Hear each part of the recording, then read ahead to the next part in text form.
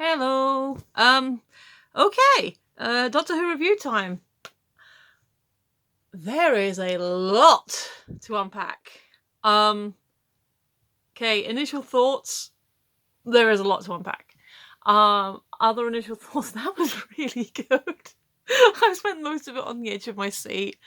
It started out as this kind of sweet, in a way, slow burn. We meet this character called Ruth. It's her birthday. She's doing a little countdown on her watch. She's making her toast, and her partner Lee comes down and is like, "Oh, I was going to make your breakfast," and she's like, "Oh, don't worry, just as long as there's a truckload of presents." And he's like, "About that?" No, it's fine. I was joking. Just as long as there's cake. Oh, I'm all over the cake. Oh, good. There's an image. And then she's like, she puts on a lanyard with a badge, which turns out to be her tour guide license. So she's a local tour guide in Gloucester. And she's like, "Okay, Monday, what have you got for me?" And she's going out, she's walking past people, she's saying hello, she's petting dogs, waving at babies, all this stuff. And you kind of like fall for this lady who's just like going out and going to live her best Monday on her birthday, which we find out later is her 44th. And it's she's really sweet and charming, and you really kind of like, oh, I like her, she's sweet, I like it, and I don't want anything to happen to her, which honestly I think is probably the best way to do that, because I'm not saying Doctor Who's bad for this, but sometimes you can have a guest character where you can't necessarily connect to them, and then when the stuff happens, it's like, but with Ruth, you definitely feel like, oh yeah, she's sweet, and I like her, and I don't want bad things to happen to her.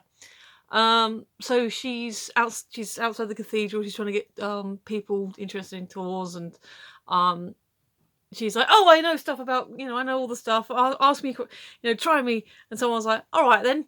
And she says something about, I can't remember which king it was, but he was coronated at the Gloucester Cathedral, but he was only 9 at the time. And the girl's like, not very impressed. Says, "Oh, they also filmed Harry Potter here." She's like, "Yeah, right, I'll maybe come back later." Like, she's like, "Yeah, she won't come back later." It's just, cute old lady sort of knitting a very colourful scarf or something. She's knitting a rainbow, and she's adorable. So all this stuff is happening, and she's just really, sorry, I'm playing on my hair. There we go. I'll smooth it out a bit. That'll be better. So she goes and gets her coffee from a friend. I don't think we ever get the friend's name, and I feel bad about that.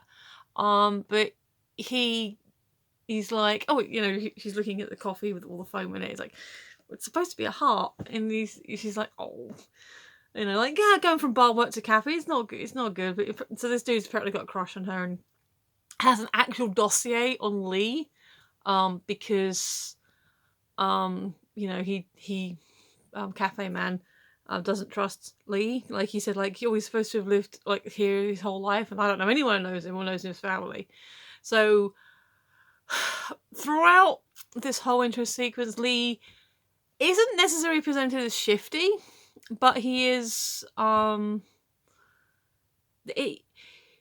he's not necessarily untrustworthy, but he acts suspicious.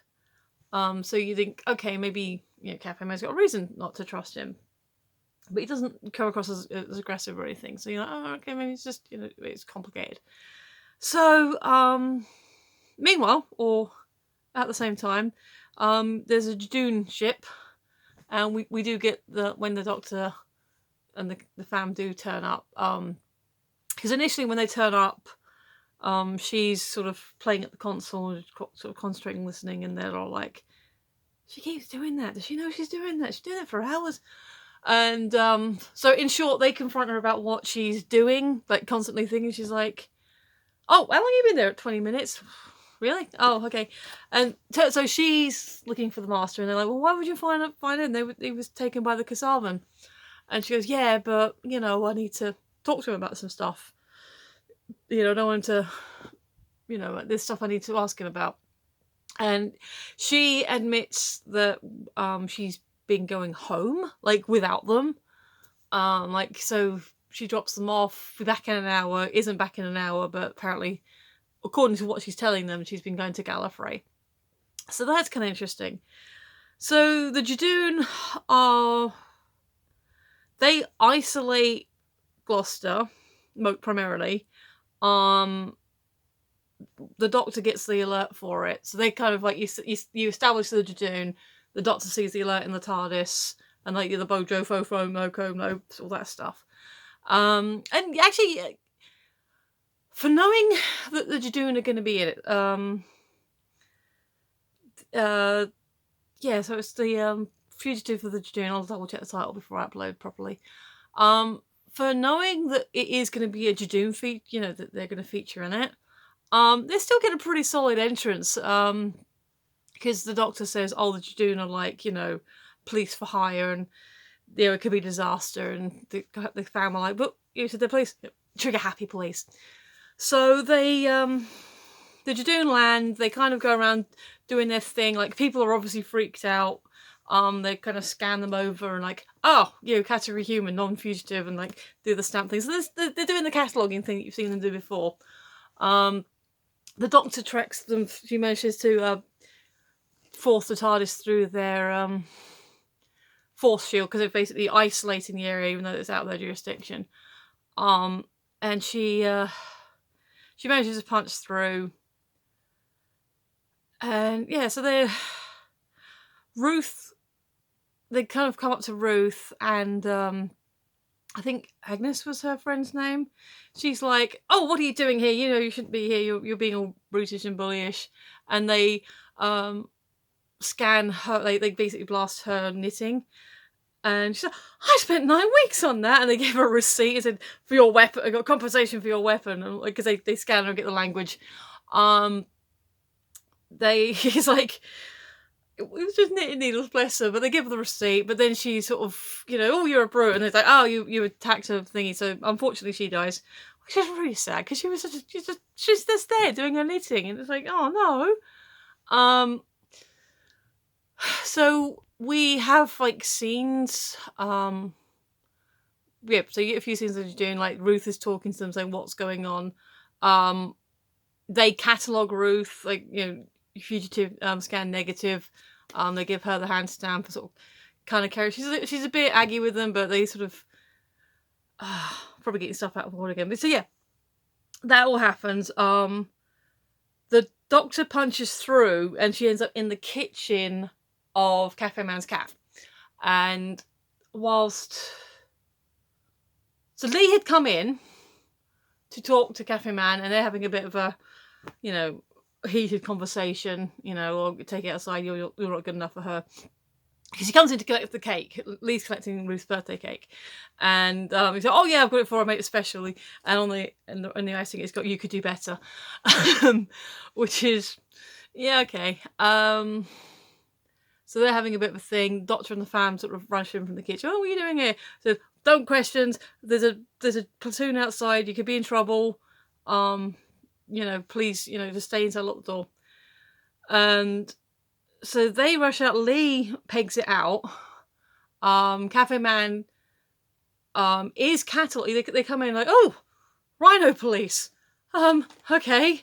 And it's kind of, oh, it's another one, because like he said, oh, you're looking for a fugitive. I think I know who he is, and hands the captain the dossier and Lee, and they're like, huh, thank you. But then he kind of like, again, sort of acts aggressively, so he gets terminated for just acting slightly aggressive, protecting his turf, which is a shame, because they were going to just catalogue him and leave. Meanwhile, Graham, like the rest of the fam have left. Graham was left behind, and he kind of, he's poofed away. So we're not sure what happens to him, and we don't find out what happens to him for a little while. So Graham zaps away. This is before the Judoon come in. So Graham zapped away, then the altercation with the Judoon, who Cafe Man's killed, and then the Judoon just carry on. And so the Doctor catches up with the captain outside of the flat. So they're finally in Ruth's flat. She confronts them and basically said, No. And she basically psychic papers them, and I think she's like an some kind of authority, like some kind of arbiter or someone to because she talks about arbitration afterwards, so she's some kind of authority that they recognise over them, and then they're trying to invoke a particular article, and she's like, yeah, but Article 12 of Earth suggests this, isn't that right? Liaison officer Yasmin Khan. I said, oh yeah, Article 12, definitely. So they negotiate to go into the flat to get arbitration happening, and yeah, so they there's a sort of a moment between the Doctor and the Judoon captain, and because they when they're first revealed, they've got like a tufty punky style, which kind of works for them, and like as they're negotiating, the Doctor's like, come on, woman to woman. So it's like, so the Judoon is taken both of, oh, correctly gender identified. It was really sweet, and so they're like, okay, fair enough. They go in. Everyone, at one point they do notice that Graham's missing, but we'll get to that, and search the flat. Lee's freaked out, Ruthie's kind of freaked out for different reasons. Oh, and they're like, well, if you're innocent, why are you packing, why are you running away? And they're like, well, because they're outside, they're doing, you're not going to get far because of the force shield.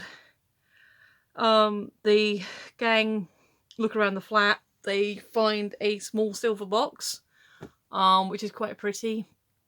Lee recognises it, and he's like, I'm sorry, look, take her, go. She keep Ruthie safe, I'll stay here. And they're like, okay, well, so they come up with a plan. Basically, Ryan and Yaz go out the front to say, hey, we did it. We did the arbitration thing. And Ruth and the Doctor go out the back.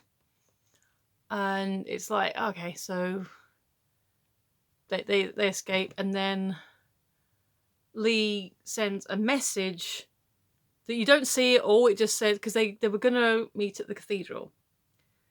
So you don't see what the message is, you just see follow. And then the Judoon come in. He's like, alright, you got me. He sort of basically hands himself over to the Judoon. Their contractor comes in, or like someone believes as a contractor, and she's this like tall, kind of awesome looking woman called Gat. She's got an amazing thing going on with her hair. So basically it's like all the way up, like kind of like this, and like with netting stuff going, like a weave look happening, and then it's all sort of ponytail down the back. I have to see if I can try that for myself because it looked really cool. And yeah, so they're basically saying about he tries to outwit her, and he's like, oh, come on, we've had identical training. So turns out the thing in the box, or the box itself, is made of some kind of material that is like quantum locks, so it's like kind of hard to trace, but not entirely possible. So that's ultimately what drew her and the Judoon to Lee in that location. And he goes to open it up, and it's like a broken metal. He wanted to fix it because he still believes in all of things. So he obviously is some kind of soldier. The Judoon wants to take him, because we found the fugitive. We need to take him into custody. And so no, it's just and the captain's like, no, this is the thing. It's like, oh, scan him. So it turns out fugitive negative, and Gat shoots Lee. So Lee's not in the story now. Like I said, there's a lot going on here. I think this is probably one of the highest death counts. We had Agnes, we've had Kathleen, we've had Lee. There might have been someone randomly in the background. I don't think so, though. This is the weird thing about the Judoon. And I don't have a problem with recurring aliens coming back. And the Judoon themselves, when used properly, are an interesting race, because when they're used as a police force, they do follow the rules. There are their own rules, and they're quite harsh. But they kind of do have that code of conduct, so that's fun. I do find that interesting. I think here they were used quite well. So when I'm okay, I know I haven't got back to Graham yet, but that's definitely getting spoilers. The Doctor and Ruth end up at the cathedral. Like I say, I think at this point Yaz and Ryan, I think Yaz and Ryan were gonna go, or they join Graham at this point. Here's the thing. So Ruth and we're sort of slightly getting into spoilers because we're getting more into the second third act. So Ruth and the Doctor are tracked by the Judoon into the cathedral, and the Doctor talks the captain down and says, "Come on, look, this is a place of worship. We don't need to do this. Let's just, talk it through." And they do. They hand over the weapon. They don't get scanned because the Doctor does scan Ruth. Well, earlier she scanned Ruth and Lee. So they both read as human. So she's like, oh, I'm confused. I'm not sure what's happening here.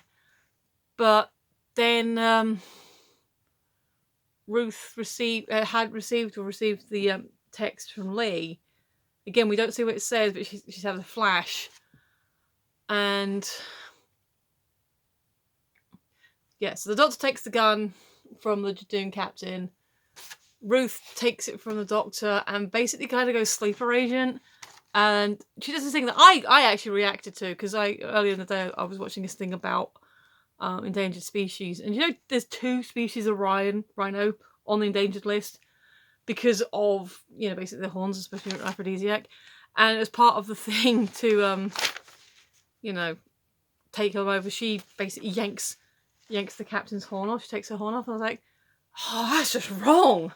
And then she kind of does something on the chest plate. So the Judoon, they transport away, and then later on the Doctor confirms that they've all sort of gone, the field's gone, and Ruth's like, well, that's good, isn't it? I'm like, no, because now they're changing strategy, they're becoming more dangerous. So they have a quiet moment where Ruth and the Doctor are sitting in front of the altar, and they're like, so what happened? And Ruth shows to the text. It says, follow the light, break the glass, happy birthday, kiss. And she's like, so tell me about this, tell me what you're seeing. So Ruth describes the lighthouse that she grew up in, and how she never expected to go back there, but and we find out later that it's still in her family. Basically, her parents died, buried on the grounds, but left her the lighthouse, but she didn't want to go back there because of the isolation. So Ruth and the Doctor really do get a whole bunch of really nice scenes. And it is quite companion-like, this episode, but like I said, we'll get to the companions in a minute, because they do have a kind of a minor B-plot happening. So, yeah, so they go to the lighthouse and stuff happens. But so, yeah, it's basically Ruth doesn't know what's happened to her, why she's like this. The Doctor's like, well, maybe you're a person, you don't recognise who you are. Maybe you are some kind of sleeper agent, stuff like that. It's like, she doesn't know. So Ruth is like, I know who I am. I'm Ruth Clayton. I'm 44. I was born here. I grew up here. I'm a tour guide, It's like, yeah, but you could also be someone else. It's like, so that's kind of, really good intrigue and really, really well played. And I wish I could remember the actress's name because she's really good. So, yeah, all of that. Meanwhile, stuff is happening. Graham's safe. And Yaz and Ryan are safe. They join Graham at a later point. So, now that's, like I said, that's the first half. That's kind of what happened. It's all very intriguing. And if you haven't watched it already and everything I've told you has intrigued you enough to maybe want to check it out, do go check it out, because it is awesome. So now, I know I normally don't worry about this, because I assume that anyone who's watching these reviews has seen the episode, but in this case, I'm actually telling you, if you haven't watched it yet, pause, watch, come back. Because now we're definitely into the spoiler zone. So, there was some stuff happening on Twitter where certain names kept, hashtagging and trending.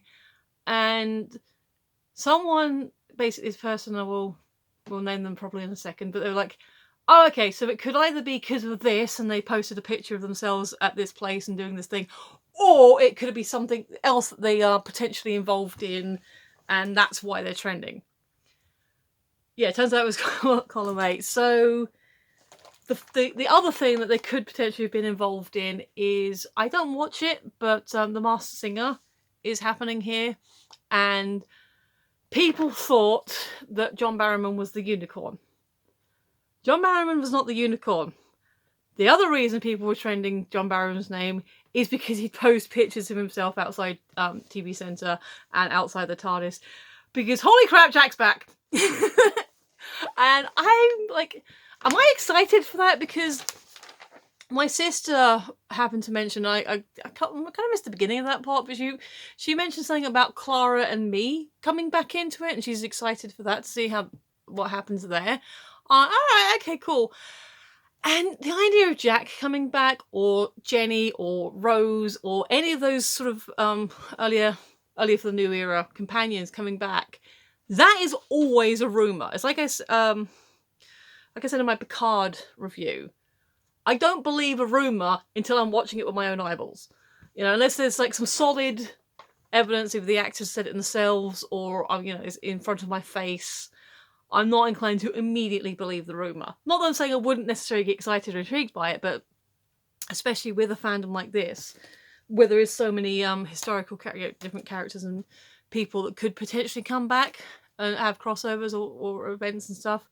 Yeah, it's a nice idea, but until it's there, you know, you just grab the salt. So, yeah, the idea of Jack coming back has always been one that was like, oh yeah, that would be a cool idea. I think with Jack particularly, because it's been a while since I saw Miracle Day, but I'm pretty sure he did get his mortality back. Yes, okay, small elephant, John Barrowman has aged slightly, but he's still looking quite good on it. And you could make arguments that, you know, the stress of Miracle Day could have like aged him up a little bit, but it's been a while since Miracle Day.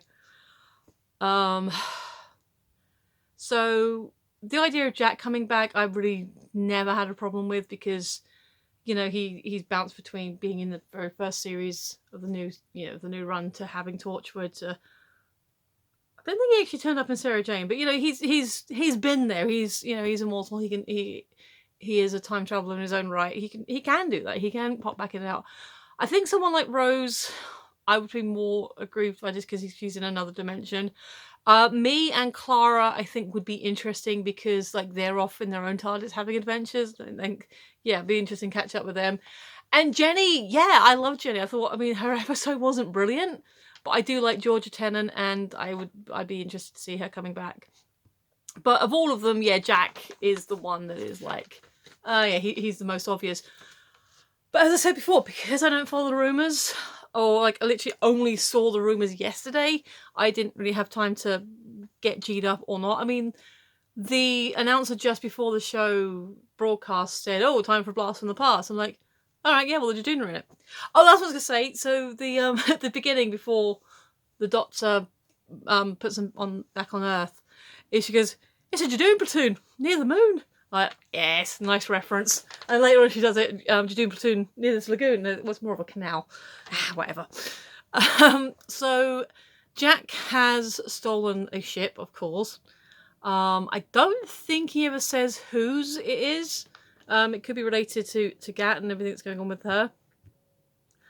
Yeah, so he scoops Graham up because Graham was in the proximity of the Doctor, and basically the scoop missed. So we have this brilliant, funny moment where he's like, oh, yes, good luck, I approve, and comes down and gives Graham a great big snog. Is that, I like the salt and pepper.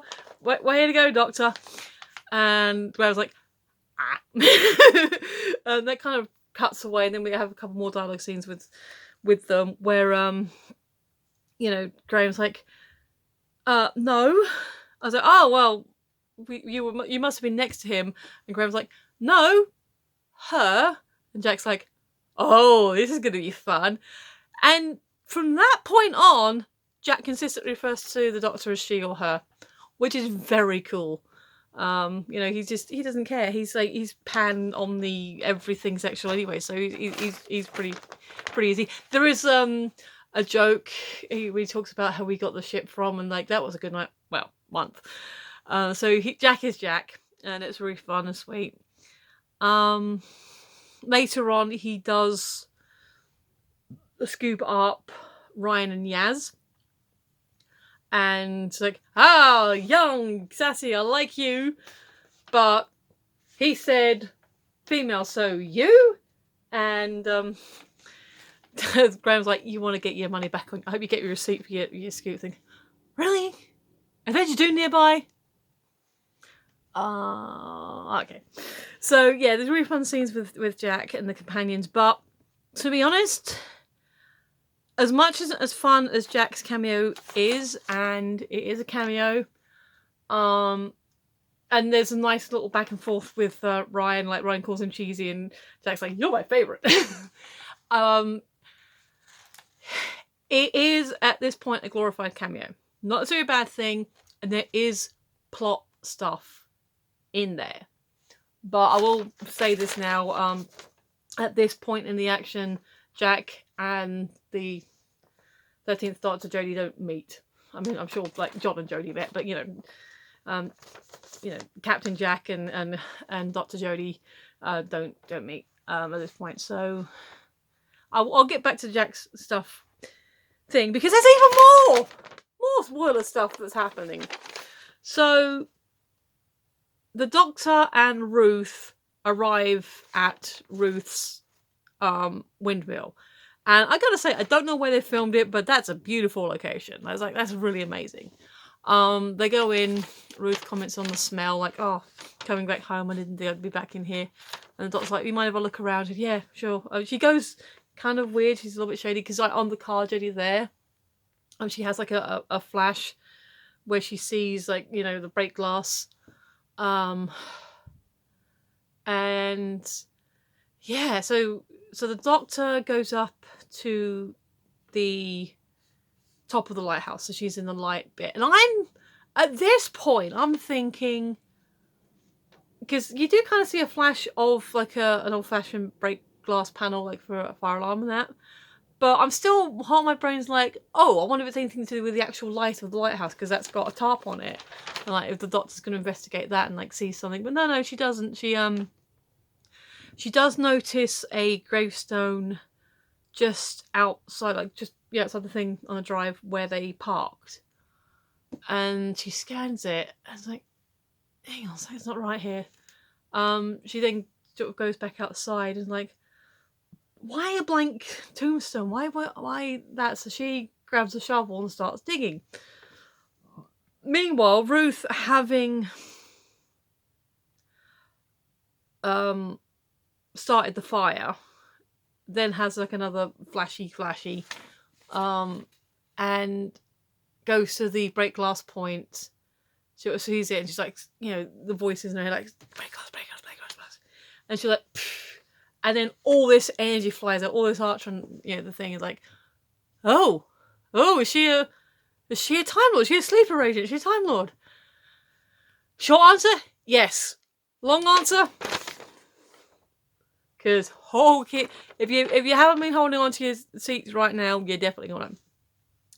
So you see all the energy re-enter her. Her eyes kind of do the glowy thing where it all sort of settles back down again. And like, part of me's like, there can't be another new version of the Master. I'm fairly certain Sacha Dhawan's Master is supposed to be in it. Like, they've said that the Master's supposed to be in it another 2 times. Like, if they're counting 4 appearances as 4 separate episodes, that'll mean 2 more episodes. Unless I mean like 4 stories, but we've already like on to episode 5, so out of 10.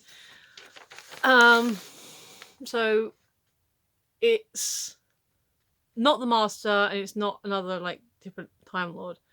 So the Doctor's outside digging digging up the dirt in the grave, and then you see, you know, she's like pulling the dirt away. It's like, police public call box. Like, what? How are you? What are you? And then Ruth comes out dressed super spiffy, I have to say. She's got this amazing... Oh, okay, the colours on the shirt are quite bright. I probably wouldn't, but she has this amazing tailcoat on. Really smart trousers. It is a look. I think she's got a waistcoat as well. It is a really good look. Look out for that at conventions. And she goes up to our doctor and she's like, "Oh, I've remembered who I am now. I'm a doctor. I'm the doctor. I'm a time traveler." Ruth the Doctor. And 13's looking at her, go, "But what? No? How? What?" And she's like, "Oh, because she's giving the whole spiel about being a time traveler from another world," and then takes... Okay, so I'm going to keep referring to them from this point on as Ruth and 13, because otherwise it'll get confusing. So Ruth takes 13's hand, and you're going to love this, teleports inside her TARDIS, and she goes, "Look, you know, time and relative dimensions in space," and it's really cool. It's got like the original hexagonal, it's like a real throwback. It's got the hexagonal console. It's got like the roundels on the wall, even like the old-fashioned doors. It's like, oh, such a trip. It's such a nostalgia trip. It's so cool, and all the blue lighting and everything. And like 13's like, "But you can't be, because I'm the Doctor and I don't remember you." And like she's like, "Well, you know, obviously I'm your past." And like, "You can't be. Like, you can't be my future. I can't be your future. You can't be my..." Because Ruth's like, I can't turn into you." Like, "Well, you can't turn into me." Because we definitely saw 12 turn into 13. Capaldi definitely turned into Whittaker. We saw that. Like, I think I mentioned before, or people have mentioned before, that with the Master there are gaps. We didn't... I think literally the only regeneration... Okay, the only regeneration we definitely saw was Yana into Sim Master, into Saxon. Prior to that, you can make an argument for Crispy Master into Tremis Ainley. But there's plenty of gaps where the Master, you know, any version of the Master can spit in their timeline. The Doctor, no. We've seen all of the Doctors so far. But they do confirm, as they keep talking to each other, at one point they actually sync up. They're like, "We gotta... Wait, we just stop doing that. Same brain. But we can't, because you can't remember me and I can't remember you. One of us has to remember the other one." So there's a whole thing about why they can't remember, and like, why you use your wavy thing. And like, so like Ruth doesn't recognise the sonic screwdriver. Why don't you recognise the sonic screwdriver? And also she does scan her again. And she does, and 13 does confirm that Ruth is Time Lord, is Doctor. And it's like, but I'm really confused. So Ruth takes her TARDIS to the Judoon ship. Because she makes a comment, like 13 makes a comment about her having a laser cannon. I was like, well, I brought it with me before I Chameleon Arched. Yeah, because they do confirm it's a Chameleon Arch. And Lee was her like companion / guardian, you know, making sure she stayed safe on Earth. We don't know why Ruth and Lee were hiding at this point. Sorry, we are still in the spoiler zone. I just... Excuse me. So they go onto the ship. Ruth is like, "Don't tell them who you are. If they think we're both the Doctor, we're both in trouble. So let me do the talking." And 13, like, you know, is alright, okay. So they go out. There's the Judoon captain there with her horn broken, which is kind of sad. And Gat is there. And she takes Ruth's weapon. Ruth's like, "I wouldn't point that at me. And I'm like, she's rigged it. But, okay, so, yes, there's dialogue, there's conversation. And, okay, we'll just get to the thing. Yes, Ruth did rig the gun. And it does kind of go up in Gat's face. But before that happens, she said, I did tell her not to shoot. And the Judoon, like, but a crime has taken place. Actually, we just drifted into international space. No laws, no crime. And 13's like, yeah. So prior to all that, though, Gat confirms the Judoon say that, oh, we must take the fugitive with us to our contractor. And 13's like, but I thought you were the contractor. And it's like, no. And she's like, no, but it's like... Sorry, thoughts. There's a lot going on. There's a lot happening in this episode. And I'm running out of time to say it. So basically, Gat is working on behalf of the High Council, the Gallifreyan Council. And like, so 13's like, well, so you're both in my past. Because I'm the Doctor and she's the Doctor, but I don't remember this. I don't get, this is my life. And so she's like, Gat's like, this is impossible. Like, 13 scans Gat and confirms that she is Gallifreyan as well. She's like, but you're from home, but home's, you go. And she basically makes contact. You know, she does the mind melding thing with Gat and shows her what she saw.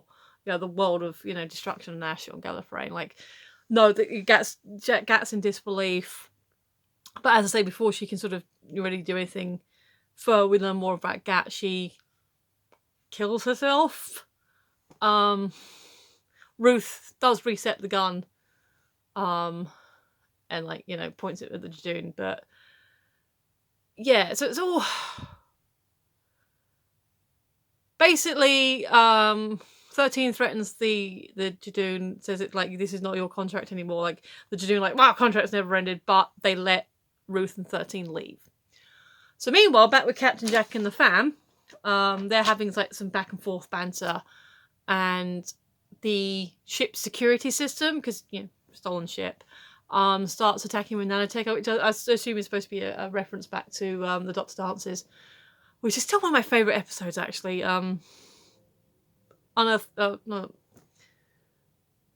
always get confused. It's not the Unearthly Child, but you know what I mean. The one with the child and the Doctor Dances, yeah, are my favourite. Certainly for the Eccleston era. He's like, okay, you have to tell her. Don't beware the last Cyberman. He explains how the cyber. He's like, you haven't heard of the Cybermen yet? Oh, okay. They're a fallen empire, and they need to stay that way. Something's coming through time. Don't give them what they want. And then he manages to set the scoop to send the fam back home. Like he said, I'll send you like the canals outside. Oh no, sorry. Ruth takes 13 back to the canals outside her flat. Jack sets the controls to send the fam back to where he picked them up. So the cafe, I think similar area just outside the apartments. So that's basically his message to the Doctor, like, don't give the Cyberman what he wants. You know, they have to stay fallen. Be careful. You know, basically shit's happening and she needs to know about it. So he transports himself away before the nanos get him. So I think Jack's going to be back again, which will be, I'm looking forward to that now. He is officially back in the universe. Graham and the fam do get back. They kind of, their transport gets a bit wobbly, but they're like, oh, this is all right. They reunite with 13, our Doctor, and he goes like, Captain, we were with Captain Jack. He says hi, and then they basically relay Jack's message, and they're like, so who are the Cybermen? And she's like, oh, they're a dangerous race. Like, they're in our future, and like they're everywhere. And this is where we get the bit from like, oh, something's following me, and she's like, you know, like, oh well, let them come because, you know, we've got us. It's like, I've lived for thousands of years. I don't even know everything. I can't remember everything I've done. I've had many faces. You think you know me? And like Ryan's like, oi, and like Yaz's like, yeah, come on. You can't talk to us like that. And it's a really sweet moment, basically like, yeah, okay, maybe we don't know all that, but we know who you are now, and you're like the best person we know, and you brought us together, and we have this moment. We don't know your past, we don't know your future, but here and now, we know who you are, and we like who you are. You're the best woman we know. And she's like, Oh, so it's a really sweet fan moment, and then yeah, basically we got your back, and then the TARDIS sort of makes alerts. Oh, you're taking their side, aren't you? And then something about attacks on 3 continents at the same time. Like, oh, let's go and investigate and pull the thing. From the teaser, it looks like it might be going straight into the next episode because within the teaser there is something about 2 deaths at the same time on 2 different continents. So that's interesting. It's not a 2-parter. This is a self-contained story, but it looks like things are leading straight into the next episode. So that's interesting. So yeah, that was so Jack's back. There's another Doctor who is female, and I didn't mention this at the beginning because it doesn't matter because she's an awesome character, but Ruth is a person of colour. She's a black lady. Very awesome. So for all the people who've wanted a female Doctor, we've got Jodie. For anyone who's wanted a black Doctor, we have Ruth. So yeah, I don't know how Ruth is going to fit into the Ultimate Timeline. If she is another future potential Doctor, or maybe some kind of past Doctor, I'd like to see more from her, either as maybe not so Ruth, like that story. Like her story just seems like I want to see this story, and I'd be happy if she at some point picks up the mantle and continues as the Doctor in her own series, or maybe Big Finish will end up doing something with her. But yeah, I'm down for that. Like I said, she had a very awesome outfit. They make jokes about each other's outfits, like, you know, you with your shirt and you with your trousers that don't reach properly. But yeah, no, this was an absolute trip, and I thought it was amazing and fun, and I don't care what anyone says, this was good. You could make the argument that the companions were underused, but I think this time they were deliberately underused. But yeah, I'm running out of time. So yeah, that was good. I enjoyed it. Do the things, you know, like, share, subscribe, comment, all the fun stuff. I really want to know what people thought about this episode.